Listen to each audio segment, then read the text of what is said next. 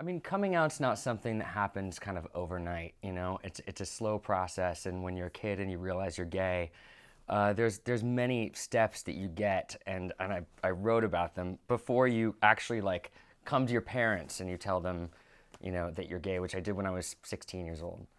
But I had been out for a while, you know, to other people and at school before I came out to my parents. So it's I think coming out can be a long process. It's not just something that happens like instantaneously. There's like a lot to, um, you know, there's a lot to consider while you're doing it.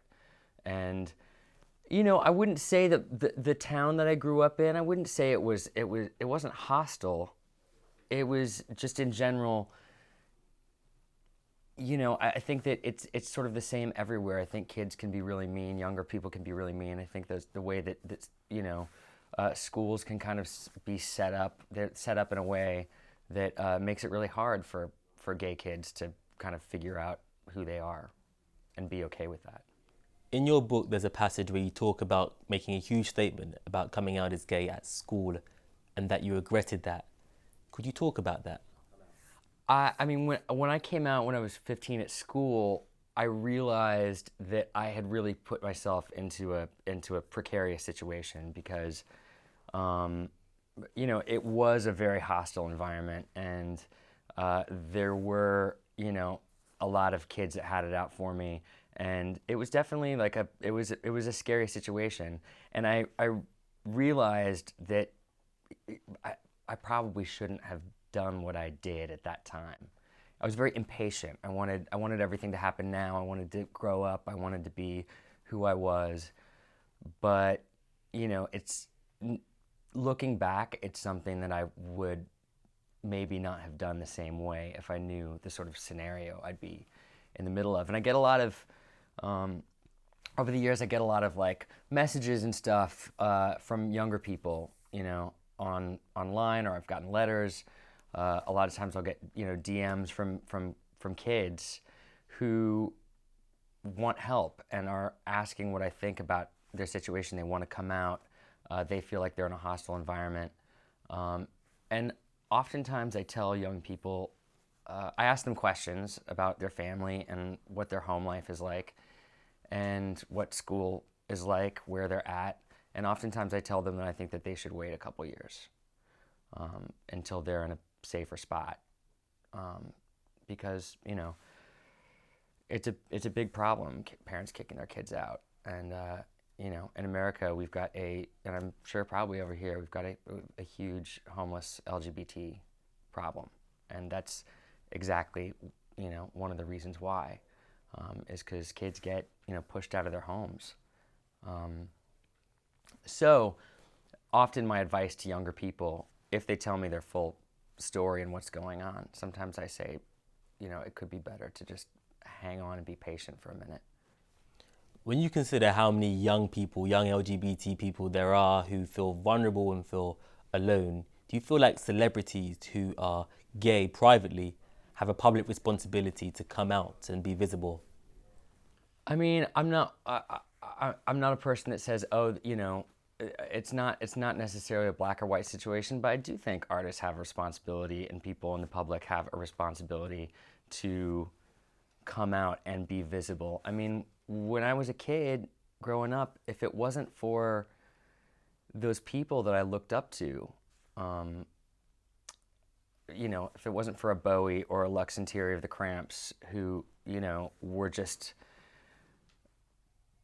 queer with a capital Q, um, you know, that it gave me, it filled my soul. It gave me, you know, it gave me inspiration. And when I looked at that, I said, that's what I want to do someday. That's what I want to be someday. And that's just been one of my life goals, I think, in being a performer and making music, is being on stage and knowing, hopefully, that some kid at home or some kid at a concert is looking at me and being inspired and getting excited about, you know, their own possibilities. That to me is just one of the absolute joys of what I get to do. When you consider how many young gay people, LGBT people would benefit from having visible LGBT role models, do you think that that means that sexuality is something that is private or something that is very much public? I mean, when I was coming out, when I was 15 and in the principal's office, because I'd been being harassed by other kids at school violently. Um, I was in the principal's office, and he told me, uh, if you just kept your private life to yourself, none of this would be happening. And I remember just tears coming to my eyes. I was so mad, because I had to, every day I was looking at heterosexual teenage couples holding hands around school, and, it was all over the place. These straight couples it was completely accepted. But so that really that really burned me up. So I do think it's a public issue. If that I don't know if that's a great answer. No, But I do think I think it's a private decision, but public visibility is really important. And I think we forget living adults living in big cities that are sophisticated and progressive and all that. I think we forget that even in these places that we think are progressive, actually there's still so much work to do. So you left your small town and then you moved to New York City when you were 20 years old. What was that like?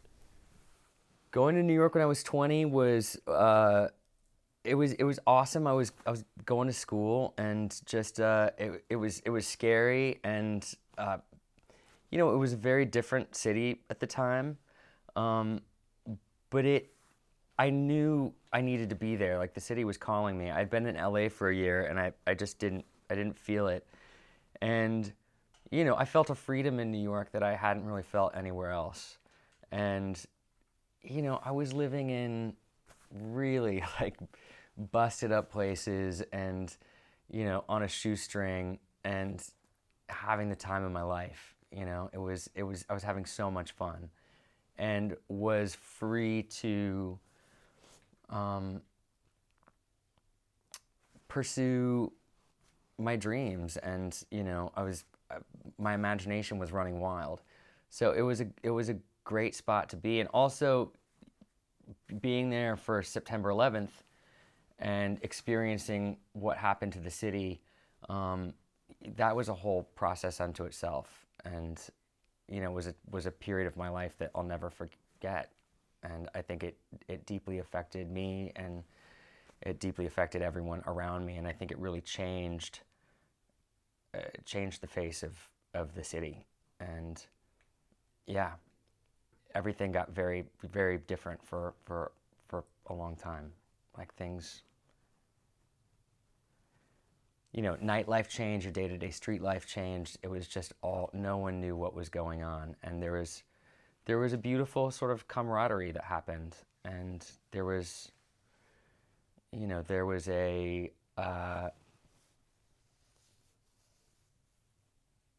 like a sense of living for the day, and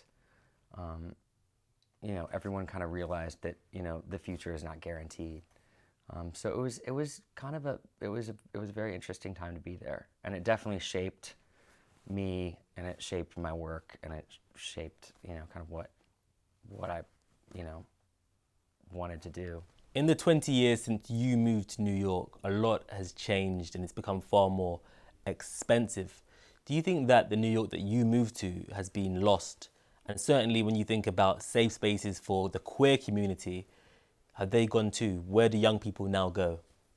I was in New York for 4 months this winter, and it was the first time I'd lived in New York for about 5 years, and I noticed a huge change in the city. The city's changed so much. It's very, very expensive. A lot of stuff, a lot of kind of the artistic world has been pushed out into deep Brooklyn.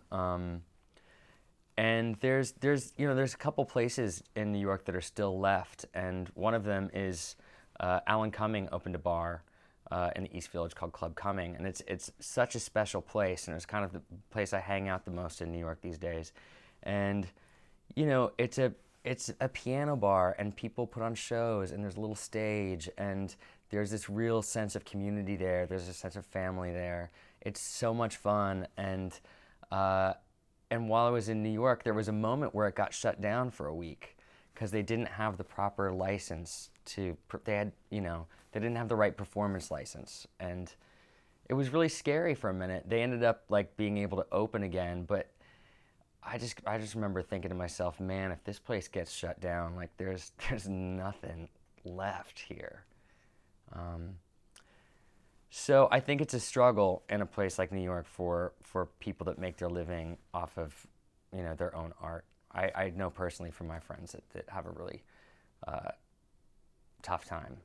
And I mean, I think my experiences from the past couple years is I think in this day and age, you don't have to live in New York or Los Angeles or London, or we don't have to be. I mean, these places are cultural capitals. However, I do think it's a great thing to spread out and go into smaller cities that are more affordable, that have where the quality of life is a little bit better, that you can not work a 9 to 5 and still get what you want to get done and have a sense of community.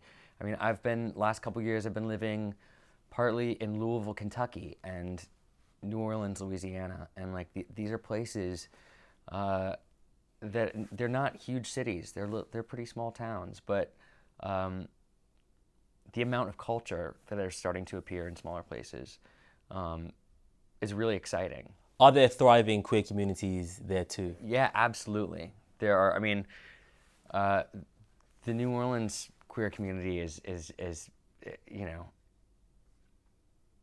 it's really exciting and massive and present. But I think that it's worth, I think that there has been this notion that you have to live in one of these big cultural capitals to do what you want to do, and I don't think that's the case anymore. Does that mean that effectively now the world is a far safer place for LGBT people than it used to be? I don't necessarily think it means that the world is. I don't necessarily think it means that it's a safer space, and I think that there are challenges to going to smaller cities. They aren't as necessarily. Louisville is not as progressive as New York City, but the trade-offs are I think can be worth it. There's been a huge growth in the visibility of kind of queer culture, especially online. But brands have noticed. And do you think that queer culture has been commodified and in some ways culturally appropriated? I think to a degree, yeah. I think it's inevitable. I think the more queer culture is accepted, the more it's going to get, swallowed by the big guys. I think it's important though to remember that, as we progress, as the LGBT world becomes more accepted, I think it's important not to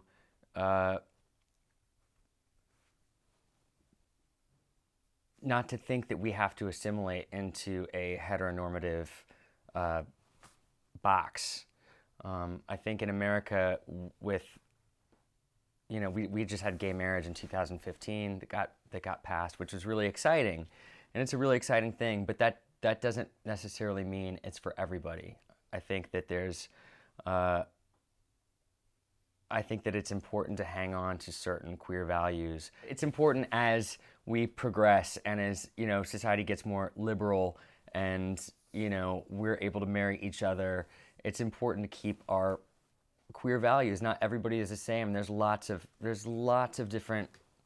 I mean, I hate the word lifestyle, but people do their own thing, and not everyone needs to assume the mold of societal expectations. I don't think that just because we do get these rights mean we have to succumb to them or do what is expected of us. Queer culture has become extremely visible, and certainly the gay rights movement has become quite popular, especially with companies and brands who are keen to attach themselves to it. Do you think that events like Pride have become too commercial, and does that take anything away from it? I think it's the kind of thing where people, I think with something as big as Pride now, I think that it's something that people have the freedom to celebrate in any way that they choose. And yeah, I do think that it's definitely become more, swallowed up by these corporate entities. And it's, you go down to Sydney Mardi Gras and they've got, they've got gay TMs. Like the banks have like, rainbow sparkly, ATMs. And in a certain way, it's, there's something about that that's kind of cool. That you see like an entire city really devote their energy into celebrating the LGBT community. There's something about that that's really awesome. On the other hand, I think that there's, like in Los Angeles, there's the main Pride event and there's alternative Pride events, and I think it's something where you can celebrate it in whichever way you choose. I mean, on one side of things, we have huge popularity of kind of queer culture and LGBT movements. But on the other side of the spectrum, there are huge issues around LGBT kind of homelessness, LGBT mental health. Where are we in terms of the quality of life and LGBT rights overall? I mean, in America, I think we're in a really precarious spot. I think one of the biggest signals is Trump trying to rescind transgender people being in the military. That's the stripping away of rights that were given 3 years ago, and I just think that's a really strong indication of actually being in a spot that is, it's scary.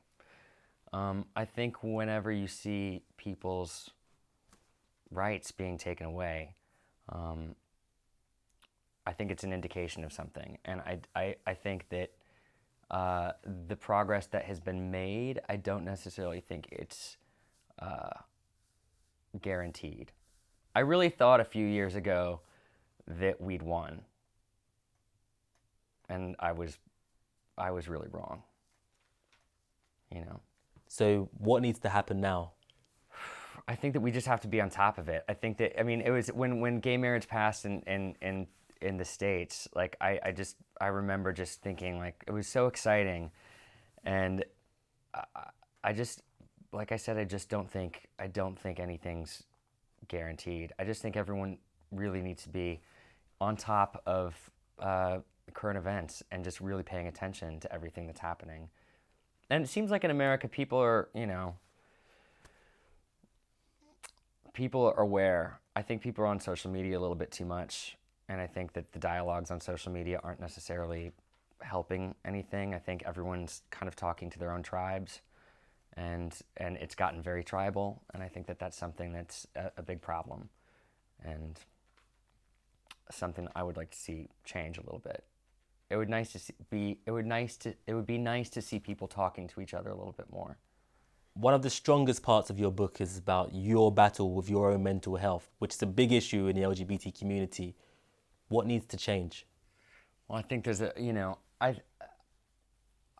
think it's the root of that is I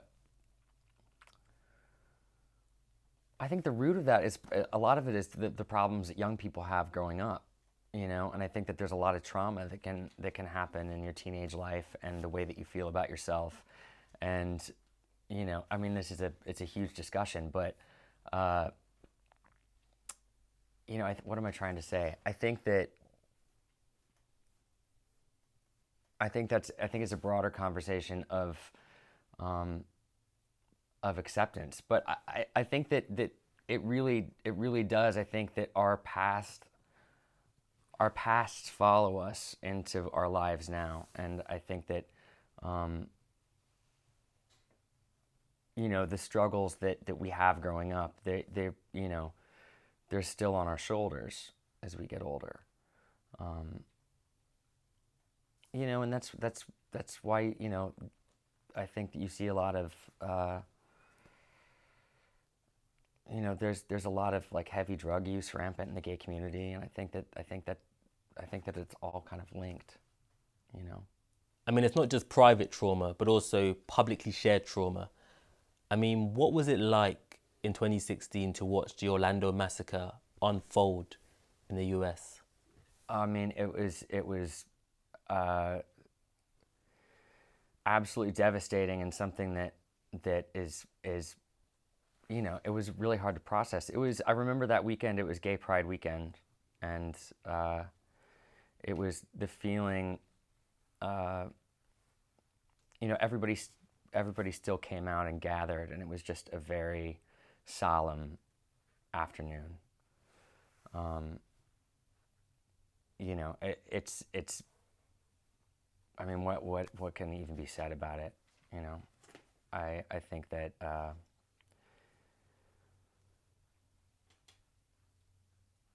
it was terrible. I mean, we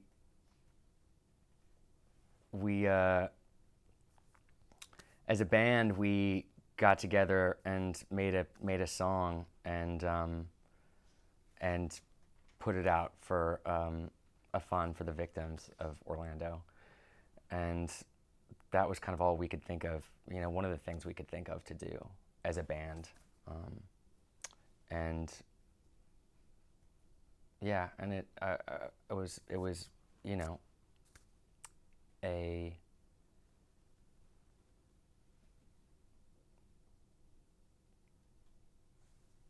you just want to help out any way that you can. So we did that by making a song, and and it actually made some money that we could send down there. Do you feel safe as a gay man? Do I feel safe as a gay man? Uh, God, that's a. In Trump's America, in Trump's world. Um, I'm not gonna say I feel safe, but I don't feel scared. Um, I think that at the moment it's really important to uh, have dialogues with each other. I mean, I was just talking a little while ago. I know plenty of Trump supporters, and I'm friends with Trump supporters. They're my family, and I think it's really important to keep as much of a dialogue face to face with people as you possibly can. I think it's really important. I think that we're isolating ourselves, and uh, and talking to each other through our phones and arguing, and we're in a really those divisions kind of they freak me out. But to me it's really important to to keep an open dialogue. And I've seen some beautiful things this winter, just within my own family. You can.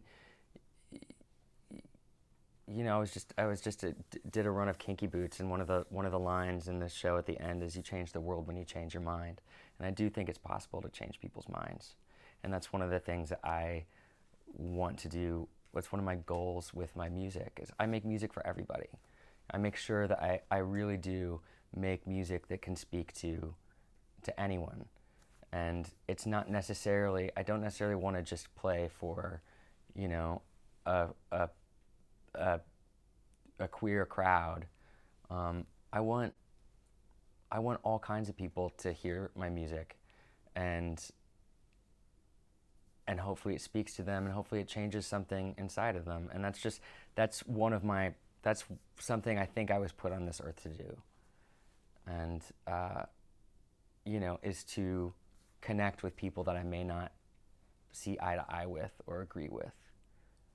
But if you can, open people's hearts, I think that's the only way anything's gonna really move forward.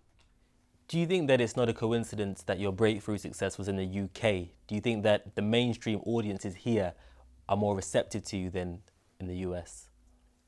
I think with music in the UK, it's like a bastion for individuality, and there's a celebration in the UK of the eccentric, and I think it's steeped in the history of this place, and it's really wonderful. And I think that in certain ways, when we were here, and all those years, we were celebrated for the fact that we were different, and I think that was part of that connection that we had to the UK, in a way that we didn't in the United States.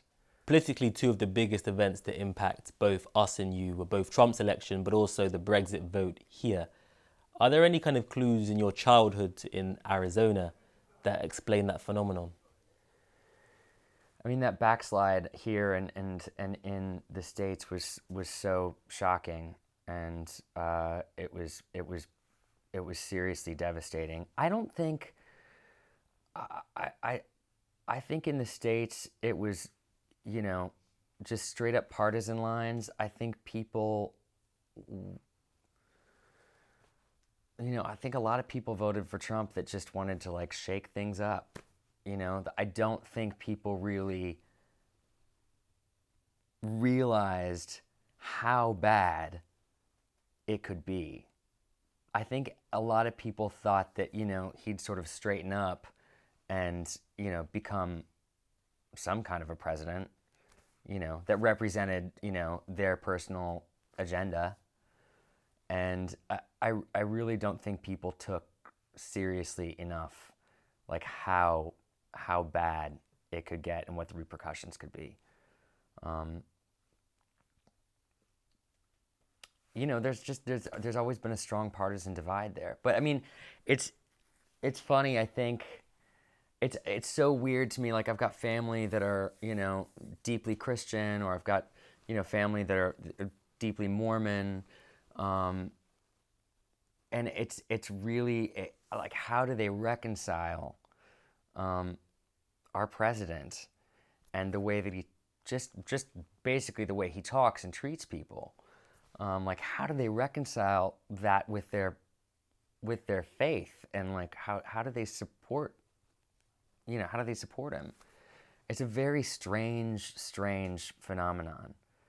And you could talk to people, and they a lot of people will kind of just like wave it off, be like, oh, I wish he didn't tweet so much, but it's